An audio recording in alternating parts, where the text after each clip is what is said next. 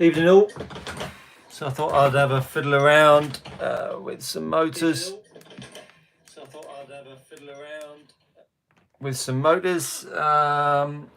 And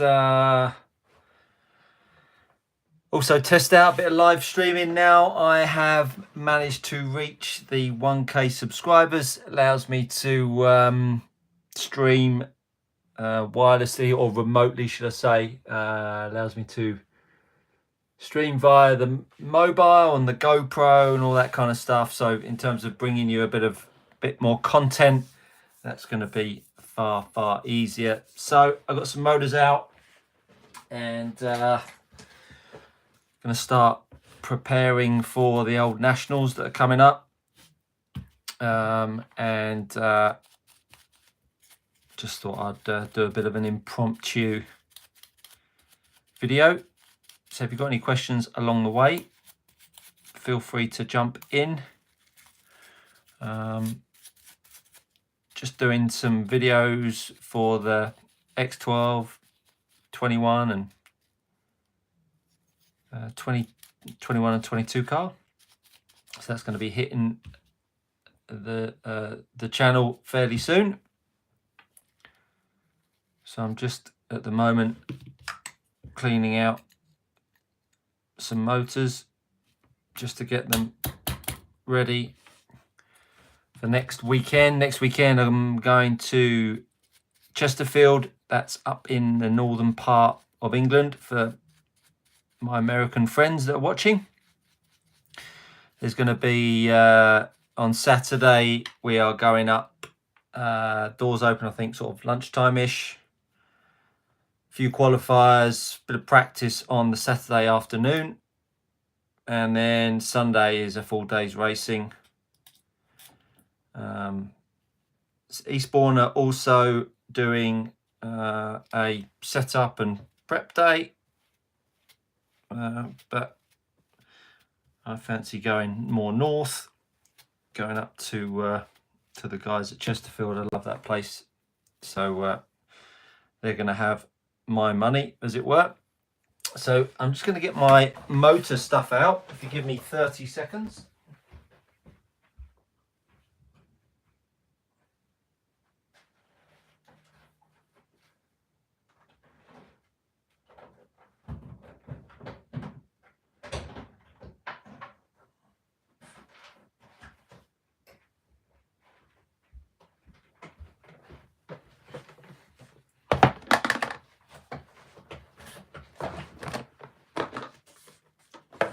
So, got the motorizer, got a rotor tester, sorry, a stator tester and a rotor tester, power supply,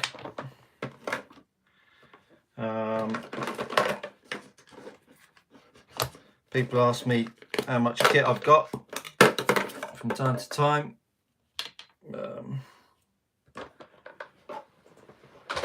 So I've got 3 motors sitting on the side here. I've got 2 in my cars, and I've got another 3 spare ones as well. So I've got a fair few motors. For those of you who haven't seen it, this is a rotor tester that Phantom do. Allows you to measure the strength of the rotors. This is a stator tester. Gives you the internal resistance of the stator, and then we all know well, most of you should know the motorizer. Again, many people have different thoughts and opinions on the motorizer. One being that because the motor is not loaded, it doesn't really give you a decent reflection on its performance on the track. I would kind of agree with that. I've also got a dyno, which I haven't used that much, to be honest, but that's certainly something that I'm going to endeavour to get maybe a little bit more involved with. So I'm just setting myself up here with a bit of power so I can test some motors in front of you and give you some idea of what sort of numbers I see in my motors. So here's two motors that I'm just taking apart. I'll do that in a second. This is the power supply. Instead of having to use a battery, because that's a bit of a ball ache, because the battery goes flat and you're getting different voltages from the battery. All of a sudden you've got a lot of differences going on, so you're trying to make it as level a playing field as possible. So we get the motorizer out as well. If you've got any questions along the way, feel free to ask away. Let me know where you're watching from. Got a few of you watching. It'd be great to hear from you. And if you've got any suggestions on any videos you'd like to see, equally chuck them in the pot. Always up for suggestions. So got lots of cables that go on these motorizers. They're expensive bits of kit. You can get them through Zen Racing in the UK, Trinity in the US. They're distributors for them. They're actually a Swedish company, I believe. Hey Craig, welcome to the channel, and you're coming in from Nebraska. Fantastic. I'm tipping you've got a little bit of snow kicking around in Nebraska, Craig. How cold is it there? What sort of racing do you do? Do you run a bit of 12 scale? What classes do you run? Welcome to the channel, my friend. So for those of you that haven't used one of these motorizers, it allows you to test various things, but I'll show you more just in a second. So we're going to plug the cables up to the right ports. B goes to B, A goes to A, and C goes to C. And then we hit the test button. Welcome to the channel, Timothy. You're in Western New York. So I've got a Johnny in from Minnesota. Cold day here. It's about 13 degrees here. It's not too bad. It's 7:15 in the evening. Welcome along, chaps. Great to hear from you. And what classes do you run? That'd be great to hear. So I've just spun it up. Gives it a little test. So this gives you some data on the motor, and so the voltage that is coming from the power supply is 3.7. The RPM for that run was 14,047. The kV is 3787, and the current that I've got it set to, or should I say it's pulling, is 3.9 amps. So then click down. It shows me the N bell, what the timing is set at, and the deviation of 1.5 degrees, which isn't very good. And then the asymmetry of the rotor is 0.6 degrees, which is pretty good. And it gives you your sensor angles. Again, not very good. 48, 46, and 44. Phase currents, and then it goes back to the start. So that's certainly not something that I would run in my car. 1.5 is pretty average. But I'm now going to give it a clean and see if we can get anything better out of that. So I always write that down to start with.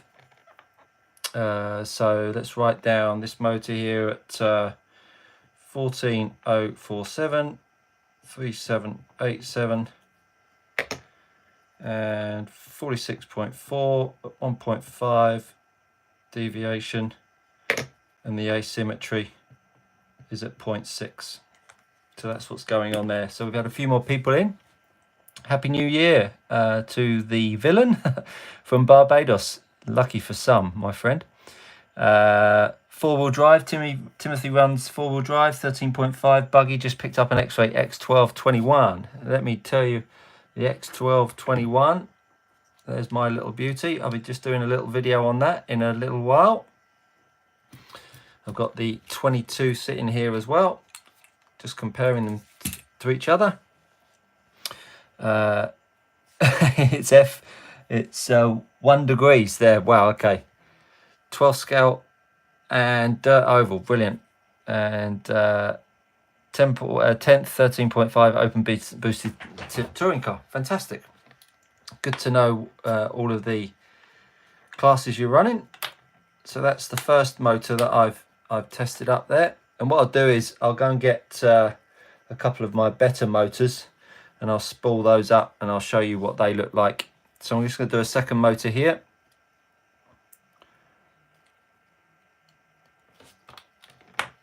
How long have you guys been on the subscribers of the channel? Have you been following me for a little while?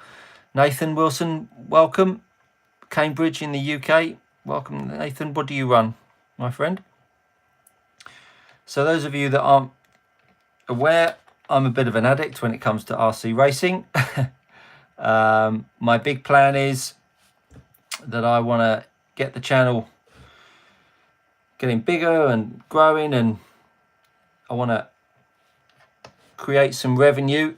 Hey David Foster, welcome. How are you, pal? I want to create some revenue for the channel, and I want to put that revenue straight back into RC racing, and I really want to host a Snowbirds equivalent in the UK, and a mix of hopefully buggy and 12 scale.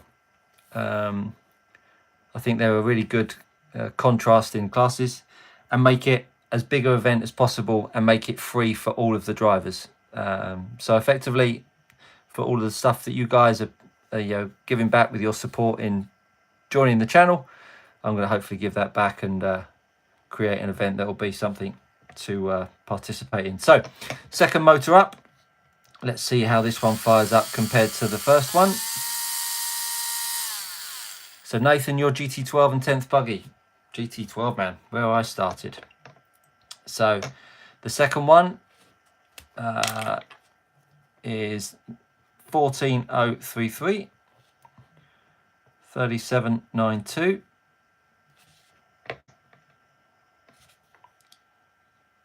47.9, 1.8 and 1.4, which is even worse, which is why they're sitting on the side and not in a car. Let me go and grab my other two motors.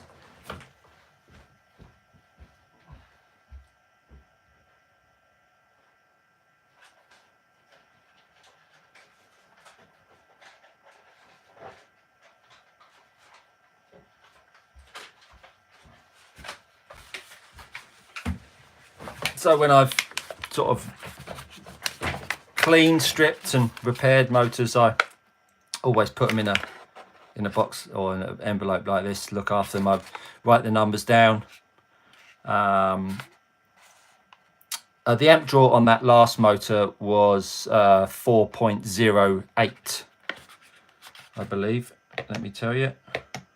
It was 4.01, 4 amps dead. I always set all of mine at 4 amps as an amp draw. This is on one cell, by the way, as well, Craig. So yeah, so I get the data and the numbers and write it on the packet, put the motor in there, and then what I do on a race day is I rotate the motors, because from my experience, when these motors get hot, they drop off in performance. So I'm always trying to, in stock racing, I'm always trying to keep my motors cool so that perform as well as they can. So let me fire this one up, and hopefully in the time it's been in the bag it's not going to give me any different numbers, but this should be half decent, this one.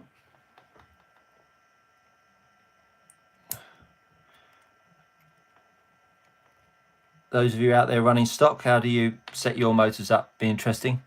Johnny Joe, great idea on the race. Would love to see it come to life. We attend the Birds every year. Epic running 24/7 for 6 days. Last few years, yeah, Johnny, I've been over to I can't remember who was here from New York, but I've been to the NYGP. Donnie Lear hosts a great event over there, and yeah, it's great. Love the fact in the US that, you know, you leave the tracks open, loads of practice. In the UK, it's very much, you know, when you turn up, they're talking about how quickly we can get home, and, you know, people traveling back home, you know, it's not about keeping the tracks open because they're all temporary. You know, we have to put them up. But yeah, I love the idea of snowbirds. My only conscious thought on the snowbirds thing is that there is not that much in terms of actual racing, but certainly something I'm going to go along to, that's for sure. So this is one of my better motors, so fire that up. Let's see what sort of data we're getting on off this one here. So this is pulling revs wise 13,903. kV is 3756. That's terrible writing. 3756, and that's at a 3.88 amp draw.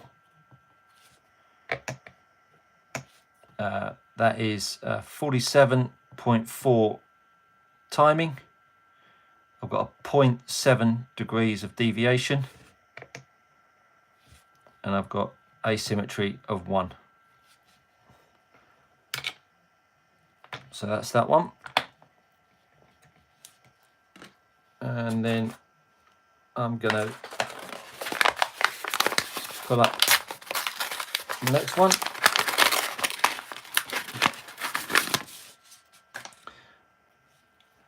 For those of you that have done much fiddling around with motors, temperature will make the readings change. Shimming them, how you shim them, will make a big difference.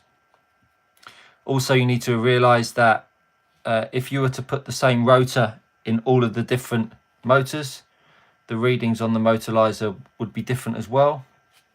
So there's many variables. It's not that simple, and being honest, I don't have all the answers, but my motors generally run okay. So if you've got any insights, feel free to share if you know anything. So here's my next one.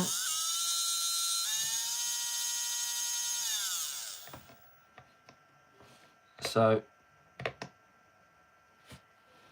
this one is 14,260, 3830 kV. This is at a 3.9 amp draw. 47.7 degrees of timing, 0.9 degrees of deviation, and I've got asymmetry of 0.3. So again, that's a bit better as well. So those two are, you know, certainly two better motors that I would run in my cars. And I've got two other ones that are sitting in my 12 scale cars now. I'm not going to unsolder those and get those out, but there are two other motors. So what I'm going to do now is I've just sort of started cleaning this one out and have a little fiddle around, see if I can put this one together. So I've got a bunch of rotors as well. Yeah, I've got rotors, rotor tester. Maybe I'll crank that out in a mo as well, give you some insight on that. In fact, why don't I do that? Let's do it. Get a rotor tester out.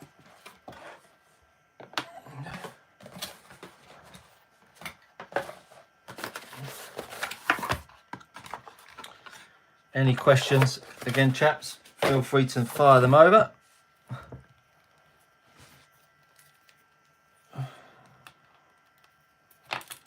Pop that in there. The only thing with the rotor tester is that sometimes I need to adjust the power. Do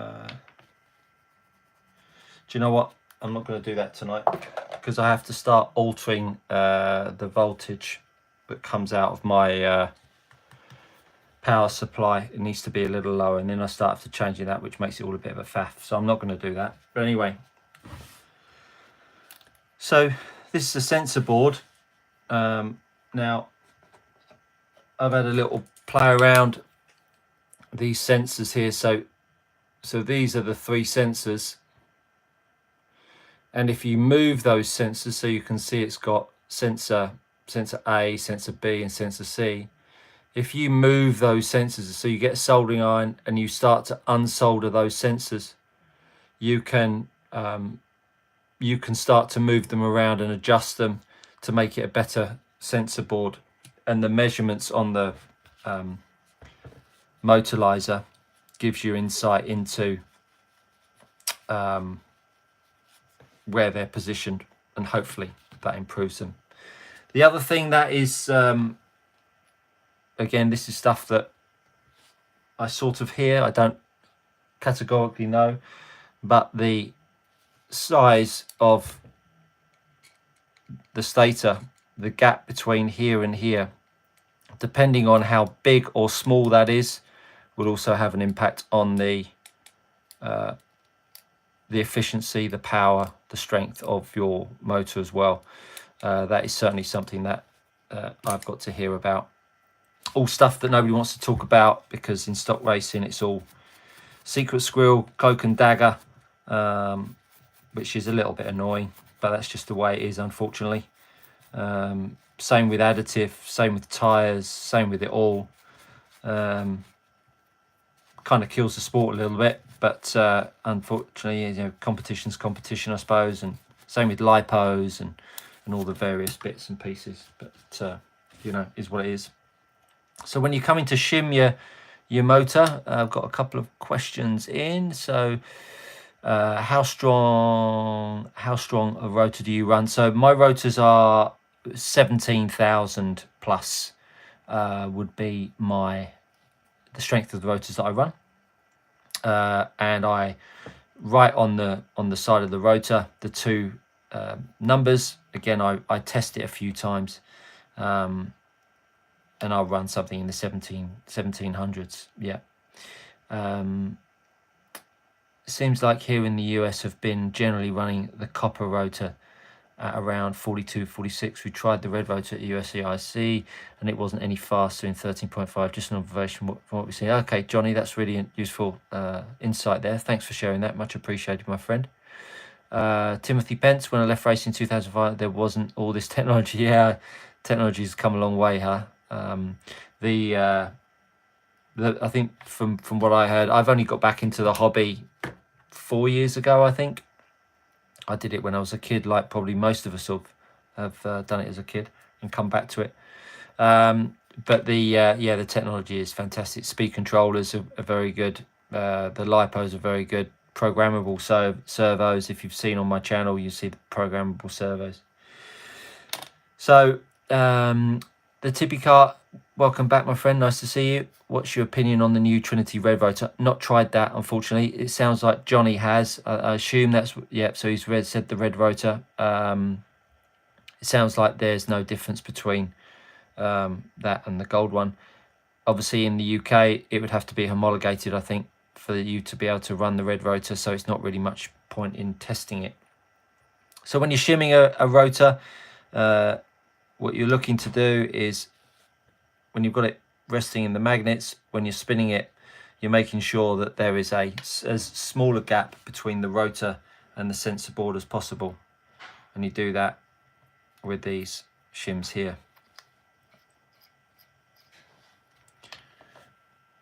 So still needs a little bit more. So you don't know if you can see that, but the gap between the rotor and the sensor board, that gap in there, you're looking to make that as small as possible without the rotor touching the sensor board. And once you've got that, it should spin freely. There we go. So it now spins freely. And there's a tiny gap between the rotor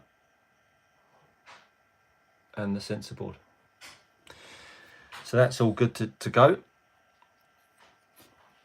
So once you've done that, then put the shim in the other end.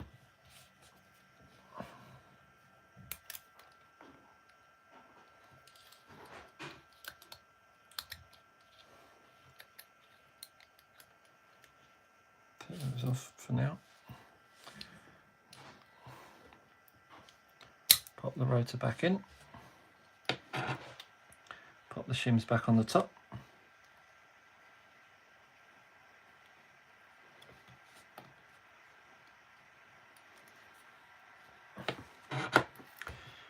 Then make sure that that's still nice and free. And then make sure that you get the sensor board the right way around.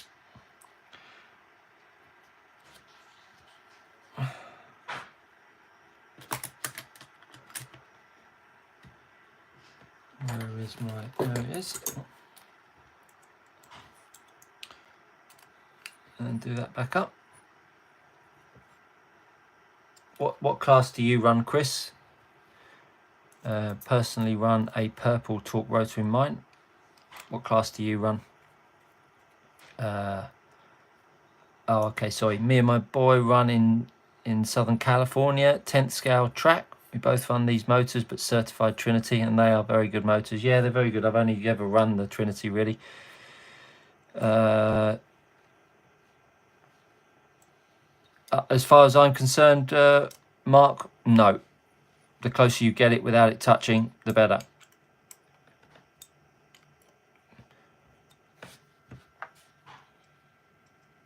So that's all done. Put that back on. Let's see what numbers this produces. I would, these three motors were on the side for a reason, because they were no good, but I keep them all together in parts, or as bolted together, just for ease of use. So B. Oh. A few more questions coming in, but that's it. Run lossy, yeah. Do you mean you're obviously a buggy guy, Chris, aren't you? Oh, you said that a second ago. Yeah, but you run buggies and you run, you know, modified, right?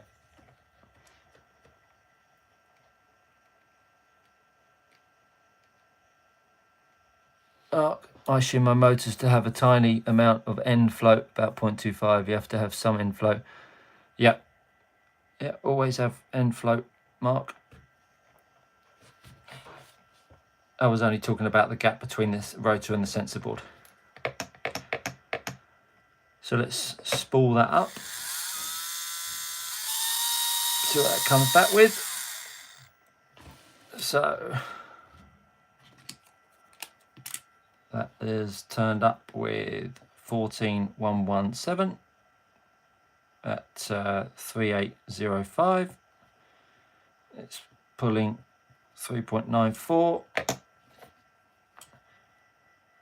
The timing is at 47.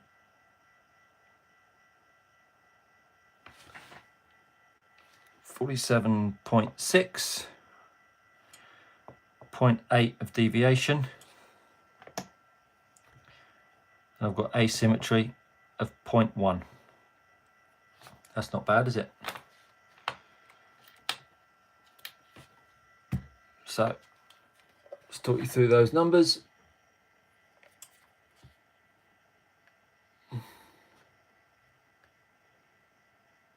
So 14.1, 0.8, 47.6. So you can see the data's pretty good on that motor. So from my experience with stock motors, getting a buying a motor off the rack to get anything hanging around sub ones, you just cannot do that if you're buying it off the rack. You have to buy components, you have to buy parts, rotors, and put them all together. So how you end up with a good motor is with some effort, and it doesn't come from just a bit of buying it off the rack. And so, Mark, when you talk about when you buy it standard, have rotors that are miles, that's because the tolerances are going to be fairly wide, and they're going to make sure that the motor doesn't push up against the sensor board because of don't want it damaging it. So as I say, not much point in talking about that, but anyway, so there you have it. That's a little rundown of what I do. I'm gonna have a little fiddle around. I can hear the wife is cooking the dinner and I think I'm about to go and have some food. So thanks ever so much for tuning in. As usual, I really appreciate your support, and as ever, I look forward to seeing you all trackside soon.